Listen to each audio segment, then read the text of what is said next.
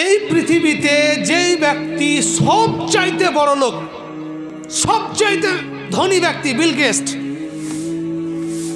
ওর সমস্ত টাকাকে যদি এক জায়গায় করা হয়, আচ্ছা বাদ দেন, পৃথিবীর সমস্ত ধনী ব্যক্তির টাকাকে যদি এক জায়গায় করা হয়, কাল কিয়ামতের মাঠে মহা বিপদের দিনে, মহা কষ্টের দিনে এইরকম অনেক ব্যক্তি দেখা যাবে যে মাত্র একটা নেকির কারণে জান্নাতে যেতে পারবে না।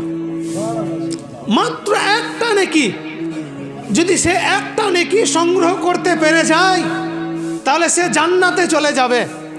বলা হবে যাও তুমি একটা নেকি সঞ্চয় করে নিয়ে এসো, কেউ নেকি দিতে ইচ্ছে করবে না, কেউ দিবে না, কারণ সেই দিন পৃথিবীর সমস্ত টাকার চাইতে, সমস্ত সম্পত্তির চাইতে একটা নেকির দাম অনেক গুণে বেশি। বুঝতে পারলেন? সুতরাং ধন সম্পত্তি কিছুই না। হাদিস এবং কোরআন অনুযায়ী সবচাইতে গরিব ব্যক্তি কাকে বলা হয় কেউ জানেন? সবচাইতে গরিব ব্যক্তি হুজুর সাল্লাল্লাহু আলাইহি ওয়াসাল্লাম একদিন সাহাবায়ে কেরামকে এক জায়গায় বসিয়েছেন।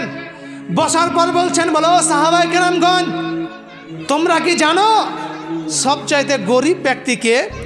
সাহাবাগণ বলছেন, ইয়া রাসূলুল্লাহ, আমরা তো গরিব ব্যক্তি তাকেই বলি, দরিদ্র ব্যক্তি তাকেই বলি যার কাছে অর্থ নাই, যার কাছে টাকা নাই, যার কাছে খাবার নেই, যে বড় দরিদ্র তাকে আমরা দরিদ্র বলি।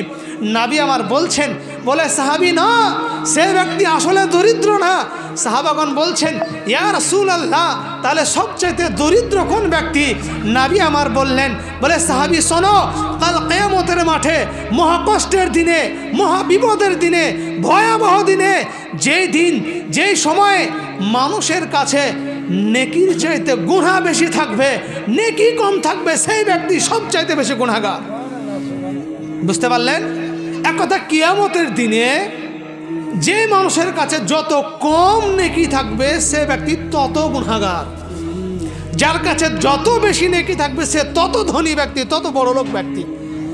বলুন, আপনি গরিবের লিস্টে নাম আছে না আপনার বড় লোকের লিস্টে নাম আছে? বলতে পারবেন?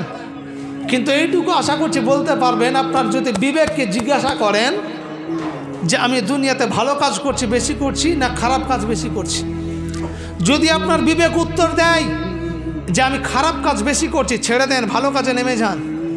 যদি আপনার বিবেক বলে যে না আমি ভালো কাজ বেশি করছি, আরও ভালো কাজ বেশি করা তৌফিক দান করেন আল্লাহ তাআলা, যেন আরও বেশি কাজ করেন,